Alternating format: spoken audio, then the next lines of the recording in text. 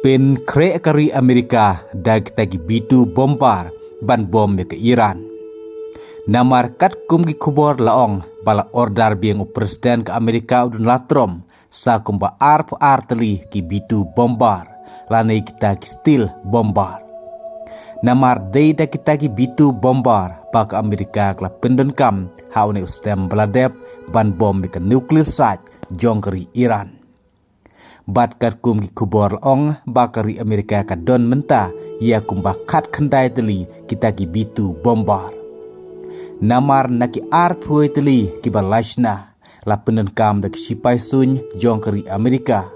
Ka wepat kla jodno hausnam ar jarpra haka jing pteno ka jongka. Bat ka wepat la kondemno namar ka jing snuno ka jongka na ka aksiden hausnam ar jar arpuar. Kumta kat kum naki kubor laong ban naki art huay teli ki bitu bombar balashna kari Amerika mentah satang kat kendai teli ki badang don. Kumta menta kat ba ke Amerika kedang pen kre ya kane katma Persia ke Iran. Presiden Donald Trump ula ordar biang sa kumba arp arteli kita ki bitu bombar laong kitelong kubor. Kat ba hapa paipat sya kawe kubor laong baka UK kamsya lane kla blok no ya ke Amerika bakan penenkam ya ke airspace jongka ban bom ke Iran. Namar ke Amerika kan sastang no shen ban le de kam namar ke jingyai pen jongka Iran. Ban om kenrandin ban snai kita kitirtman nuklear ke ba ab jingma ya ke pertehi barok kawe.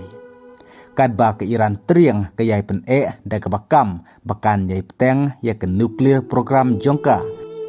Bat kam pensengap yak jingwan turklar kiri kiban nabar kum kari Amerika. Kumta ke Amerika ringkat ke Israel kila maham teng ke Iran balda shisha kam sangeno ya katakan nuklear program.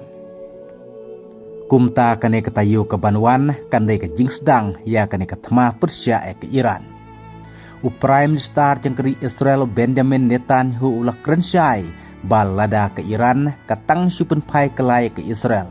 Hangta ke Israel kan sakawang sendon hadu baka Iran kamla syu watang ban mudur.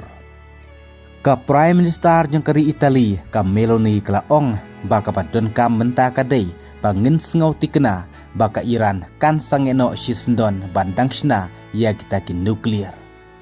Kad baban koongu ya ka zero enrichment misai. Kata kamut ban kang dam no sendon ban sna nuklear ke Iran kla krensyai bakla kentaj ya kijing ajing mut jong ke Amerika. Bat day halor kane kadau pala tikena shen ke Amerika bat ke Israel ken sale de kam ken sale de bateng ya ke Iran namar kijing yai pen ke jongka. Ha ka bagi kubor kila kamru bak Amerika bat ke Israel kin sedang no pan le de kam ban bom ke Iran ha kane katayu ke Banwan.